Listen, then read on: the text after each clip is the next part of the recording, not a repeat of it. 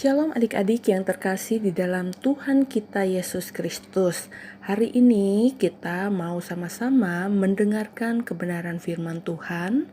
Tetapi sebelum kita mendengarkan kebenaran firman Tuhan, Lause mau ajak setiap kita terlebih dahulu untuk berdoa. Kita meminta pertolongan Allah Roh Kudus sehingga kita semua bisa mengerti tentang kebenaran firman Tuhan. Mari Lause ajak kita semua untuk berdoa. Tuhan Yesus yang baik, kami bersyukur jikalau sampai hari ini Tuhan masih setia memberkati setiap kami. Terima kasih Tuhan sudah menyertai kami sampai dengan hari ini. Kami bersyukur meskipun kami di rumah masing-masing, tetapi Tuhan masih memberikan kami satu kesempatan untuk bisa belajar tentang kebenaran firman Tuhan. Terima kasih ya Bapa, berkati setiap kami supaya kami bisa memahami kebenaran firman Tuhan dengan baik. Ini doa kami di dalam nama Tuhan Yesus kami berdoa. Amin. Adik-adik yang terkasih di dalam Tuhan Yesus Kristus, firman Tuhan hari ini terambil dari Kisah Para Rasul 9 ayat 1 sampai yang ke-25. Adik-adik mungkin sudah pernah membaca ataupun mendengar kisah tentang Saulus. Hari ini Lause kembali akan menceritakan tentang Saulus, bagaimana kehidupannya sebelum dan sesudah mengenal Tuhan Yesus. Adik-adik yang terkasih, kita tahu bersama bahwa Saulus adalah seorang Yahudi Farisi. Dia tidak sangat suka dengan Tuhan Yesus, sehingga dengan rasa tidak sukanya dia pun menjadi membenci orang-orang Kristen yang percaya kepada Tuhan Yesus. Berdasarkan Kisah Para Rasul 9, kita bisa melihat bahwa Saulus meminta kepada imam besar sebuah surat untuk dibawa kepada majelis-majelis Yahudi yang ada di Damsyik, di mana dengan surat itu dia punya kuasa. Jikalau dia menemukan orang-orang Kristen, maka dia akan menangkap mereka dan membawa mereka ke Yerusalem. Adik-adik yang terkasih, maka Saulus pergilah ke Damsyik. Dia membawa beberapa orang untuk mengawal dia ke sana. Tetapi apa yang terjadi dengan Saulus? Dalam perjalanannya ke Damsyik, ketika dia sudah mulai dekat dengan kota itu, tiba-tiba cahaya memancar dan mengelilingi Saulus. Dan yang terjadi kepada Saulus adalah ia rebah ke tanah. Ketika dia rebah ke tanah, di sanalah dia mendengar ada suatu suara yang berkata kepadanya, "Saulus, Saulus, mengapakah engkau menganiaya aku?" Jawab Paulus, "Siapakah engkau Tuhan?" Maka Yesus menjawab dia, "Akulah Yesus yang engkau aniaya. Tetapi bangunlah dan pergilah ke dalam kota. Di sana akan dikatakan kepadamu apa yang harus engkau perbuat." Maka orang-orang yang mengawal Saulus, mereka menjadi kerepotan karena ketika mereka mengangkat Saulus, tiba-tiba mata Saulus menjadi buta. Adik-adik, seketika itu juga Saulus menjadi buta dan dia tidak bisa melihat apa-apa. Sehingga pengawal-pengawal yang bersama dengan dia harus menuntun dia masuk ke Damsyik. Kurang lebih 3 hari lamanya ia tidak dapat melihat, dan 3 hari lamanya ia tidak makan dan minum. Di Damsyik ada seorang murid Tuhan bernama Ananias. Firman Tuhan juga kepada Ananias bahwa Tuhan menyuruh Ananias pergi ke jalan yang bernama Jalan Lurus dan carilah rumah Yudas, seorang dari Tarsus yang bernama Saulus. Kemudian kita bisa melihat ketika Ananias mendengar firman Tuhan yang berkata kepadanya, dia kemudian taat dan dia segera pergi ke rumah yang dituju. Ketika Ananias tiba di rumah itu, dia berdoa agar Saulus memberitahu dia bahwa Yesus telah mengirimnya, agar dia dapat melihat lagi. Seketika adik-adik, Saulus bisa melihat dan dia dipenuhi oleh Roh Kudus. Saulus begitu senang mengetahui bahwa Allah memiliki rencana untuk kehidupannya. Dan dia tidak mau hanya merasakan kebahagiaan itu seorang diri. Sehingga ketika dia percaya kepada Tuhan Yesus, dia mulai dari satu kota ke kota lain, dari satu orang ke orang lain, dia memberitakan kabar Injil bagi orang-orang yang belum percaya kepada Tuhan Yesus. Dia membagikan kabar baik tentang Tuhan Yesus kepada semua orang. Dia kemudian dibaptis dan setelah makan beberapa makanan, dia pun merasa jauh lebih kuat. Segera setelah ini, Saulus mengunjungi orang-orang Kristen lain di kota dan pergi ke rumah-rumah ibadat untuk memberitahu mereka tentang Yesus Anak Allah.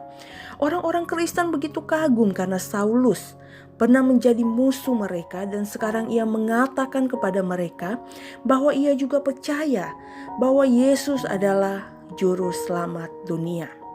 Tetapi adik-adik, kita akan melihat satu masalah besar yang terjadi kepada Saulus.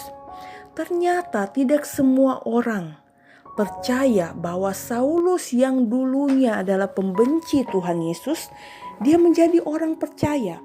Sehingga orang-orang yang tidak menyukai Saulus, mereka berusaha menangkap Saulus dan ingin membunuhnya. Saulus mengetahui rencana mereka dan beberapa temannya membantunya melarikan diri dari tembok kota dan Saulus bersembunyi di dalam keranjang. Setelah Saulus melarikan diri, ia kembali ke Yerusalem untuk bertemu dengan para rasul dan memberitahu mereka bahwa ia sekarang adalah murid Yesus seperti mereka. Sebagian besar takut karena Saul telah menangkap mereka di masa lalu. Tetapi Barnabas, murid lain, meyakinkan mereka bahwa Saulus benar-benar seorang Kristen dan mereka menerimanya. Sekarang rencana Allah untuk kehidupan Saulus dapat dimulai. Dan mulai sekarang ia tidak lagi dipanggil Saulus, melainkan Paulus. Adik-adik yang terkasih di dalam Tuhan, melalui kebenaran firman Tuhan hari ini, kita diingatkan kembali bahwa Tuhan Yesus selalu mengasihi kita.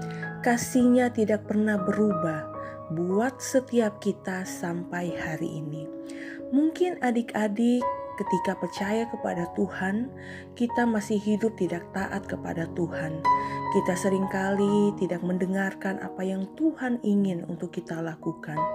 Kita menjadi anak yang tidak patuh kepada orang tua. Bahkan kita tidak bisa mengasihi sesama kita. Tetapi ingatlah, yang Tuhan Yesus mau ketika adik-adik berbuat dosa, carilah Tuhan dan minta ampun kepada Tuhan buat setiap dosa-dosa dan pelanggaran yang telah kita buat. Kita pegang bersama janji Tuhan bahwa Tuhan selalu mengasihi kita. Setiap kita yang berdosa, jikalau kita datang kepada Tuhan dengan kesungguhan hati kita, maka Tuhan akan mengampuni kita. Tetapi tidak sampai di situ.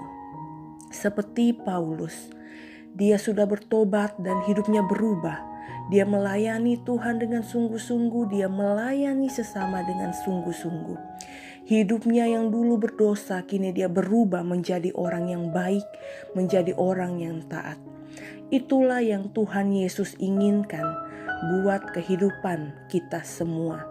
Ketika kita minta ampun kepada Tuhan dan Tuhan mengampuni kita, biarlah kita juga bisa berjanji di hadapan Tuhan supaya kita bisa menjadi anak yang baik, bisa menjadi anak yang taat, membawa berkat buat setiap orang yang ada di sekitar kita. Dan yang kedua, yang Tuhan Yesus mau supaya adik-adik tetap berpegang teguh, tetap setia kepada Tuhan, apapun kondisi yang terjadi di dalam kehidupan kita semua. Paulus menjadi orang percaya tidaklah mudah. Masih banyak orang yang belum mengerti, masih banyak orang yang belum percaya bahwa Paulus sudah bertobat. Dari kisah Paulus yang diturunkan dengan keranjang lewat tembok kota, mengajarkan kita bahwa kita orang-orang percaya pasti akan mengalami banyak tantangan, pasti mengalami banyak masalah di dalam kehidupan setiap kita, baik orang dewasa maupun anak-anak. Tetapi Tuhan Yesus mau supaya kita tetap setia kepada Tuhan, karena kita yakin bahwa pertolongan kita adalah dari Tuhan. Tuhan Yesus yang akan memampukan kita, Tuhan Yesus yang akan menguatkan kita di dalam kita menjalani kehidupan kita sehari-hari. Dan biarlah kebenaran firman Tuhan hari ini boleh menguatkan setiap kita, boleh menguatkan setiap adik-adik semua, untuk kita boleh semakin mengasihi Tuhan. Biarlah kebenaran firman Tuhan ini memberkati setiap kita. Tuhan Yesus memberkati kita semua. Amin. Mari, sebelum kita mengakhiri kebenaran firman Tuhan hari ini, Lause mau ajak setiap kita yang mendengarkan firman Tuhan ini untuk kita bisa tundukkan kepala kita tenangkan hati kita, dan biarlah adik-adik bisa berdoa bersama-sama dengan Lause. Mari sama-sama kita berdoa. Tuhan Yesus yang baik, saya mengucap syukur hari ini saya bisa diberikan kesempatan untuk mendengarkan kebenaran firman Tuhan. Tuhan, melalui kisah Paulus, saya diingatkan kembali bahwa Tuhan begitu mengasihi semua orang, bahkan orang berdosa sekalipun. Tuhan, ampuni saya jikalau selama ini saya masih berbuat kesalahan. Saya seringkali tidak taat kepada perintah Tuhan. Saya seringkali tidak bisa taat kepada orang tua. Bahkan saya tidak bisa mengasihi sesama dengan baik. Tuhan, ini saya di hadapan-Mu. Ampuni saya atas setiap dosa-dosa saya. Saya berjanji ke depannya untuk bisa berubah dan hidup lebih baik lagi. Tuhan, tolong saya di dalam menjalani kehidupan saya. Pasti ada masalah, pasti ada tantangan yang harus saya hadapi. Tapi saya percaya Tuhan tidak pernah meninggalkan saya, dan Tuhan yang akan menolong saya di dalam setiap masalah yang saya hadapi. Terima kasih ya Tuhan Yesus. Ini doa saya di dalam nama Tuhan Yesus. Saya sudah berdoa dan mengucap syukur. Haleluya. Amin.